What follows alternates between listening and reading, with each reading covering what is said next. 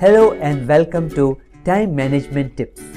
Simple ways to claim back your time and your life. My name's Vinay Prakash. Over the past 30 years, I have worked in a number of roles. I have completed a huge number of projects, worked in different companies and struggled to get more done in my professional life and my personal life.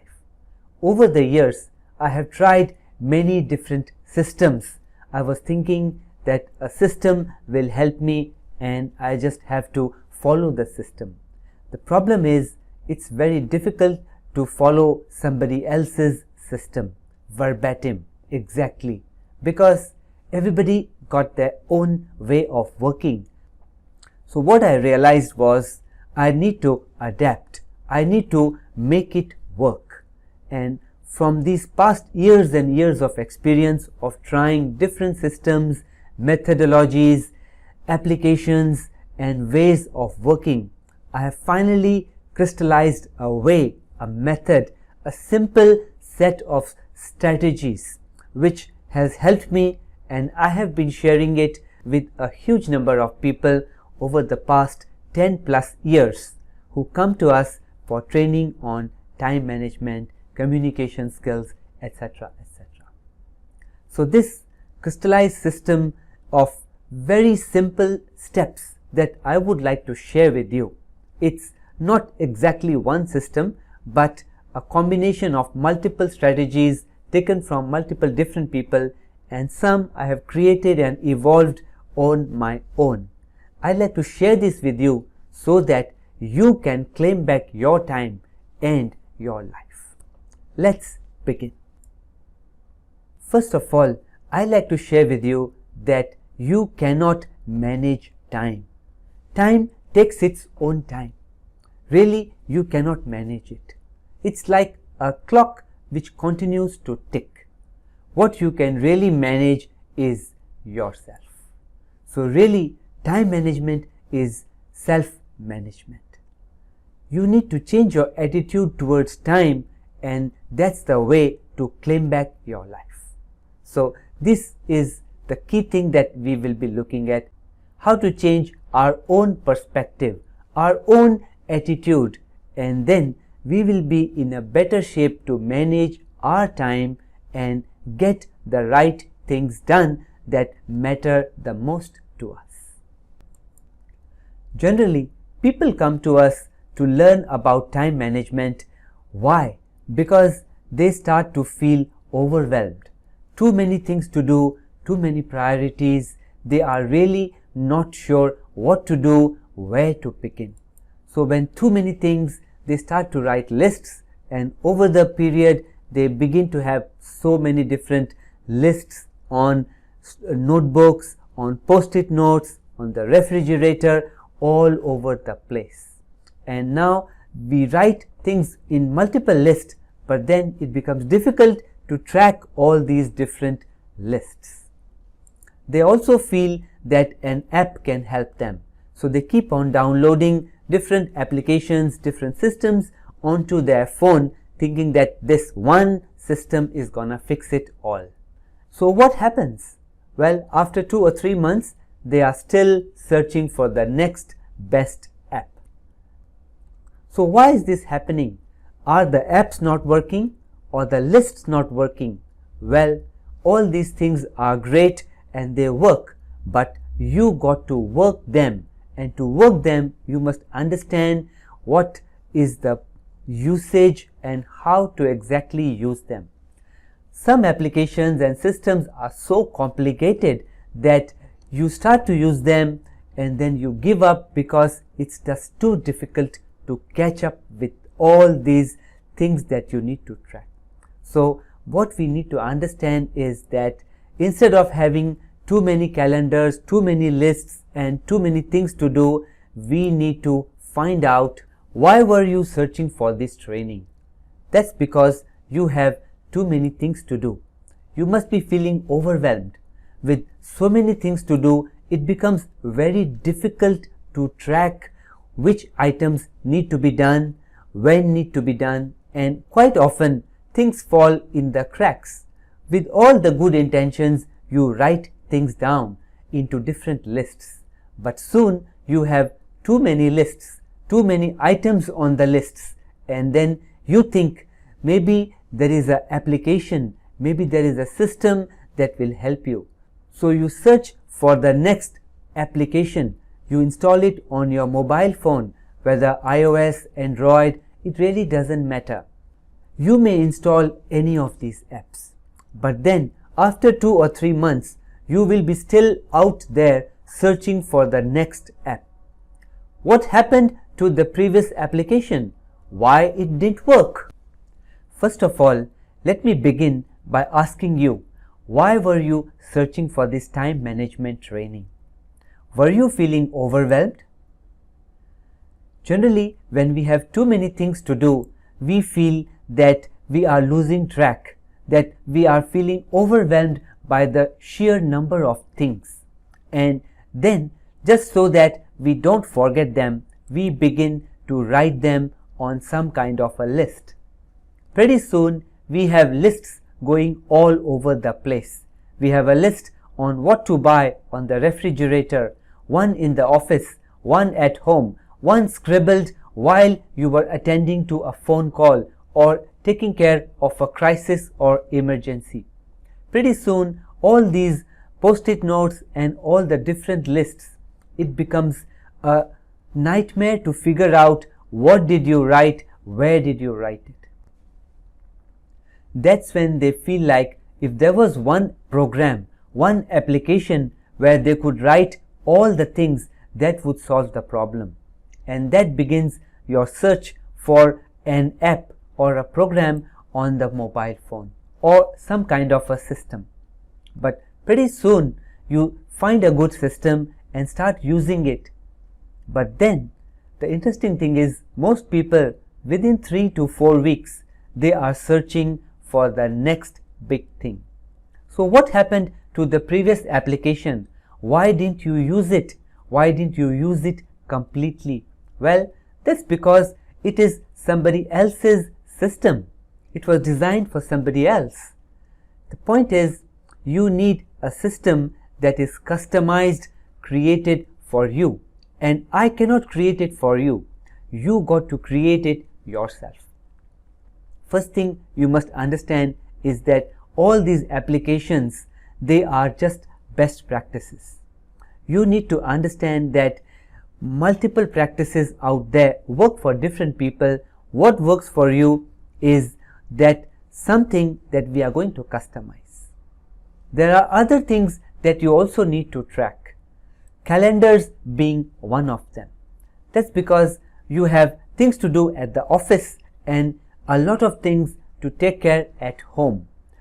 Home and office things don't mix up many times. So you set up different calendars and now there is a conflict. Sometimes you are double booked. You want to go to your kids' ball game, but then you have this important meeting to attend or a conference call to take and you feel overwhelmed. That's because work and home are not separate. You have multiple roles. You are a mother or a father, a brother or a sister, or a child. You also are an office worker. You are a manager. You may be applying many different roles, and with each role, whether it's an automatic role or something that you have taken on your own, there are some responsibilities, some things that you need to do to fulfill that role properly. And each role, each task, each thing, each calendar, pretty soon you are feeling overwhelmed. That's when people realize that a time management system or a training that is better suited for me will be better. So this is where I would like to share with you that it's okay, everybody has hundreds of things to do. Stop feeling overwhelmed. Let's find out the right way to do it. The first mindset change for you is that you cannot do everything. Simply understand this. Embrace this fact. There is literally too much out there for you to do, and you cannot do it all. Your time is limited. Face it. It may feel pretty demotivating. You may be thinking, I was looking for a system where I can do it all, and here I am telling you that you can never do it all.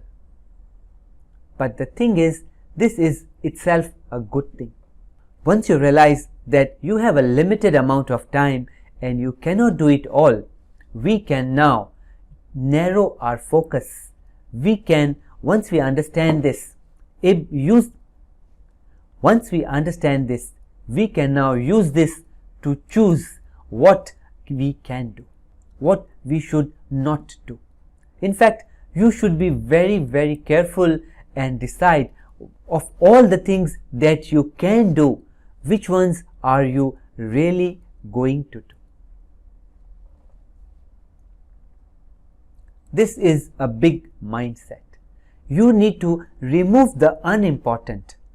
Push the unimportant things aside so that you can focus on the things that matter the most to you, that make the biggest difference in your life, and things that you really want to do to make a difference.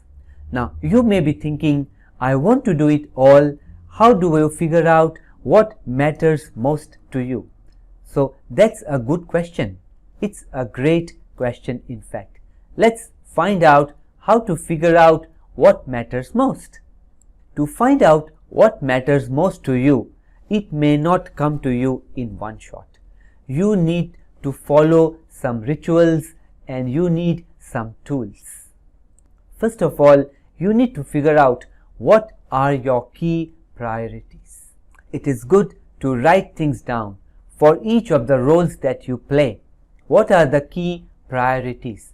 What are the things that you really want to do, and what are the things that your boss wants you to do if you have a boss? This is a really important question.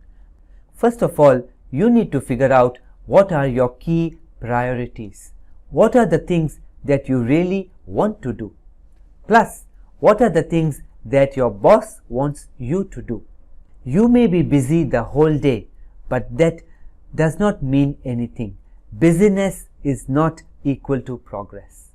You may be doing a whole lot of things, but if you don't do the things that your boss wants you to do, then it wouldn't matter much. You may be busy, but you are not making progress.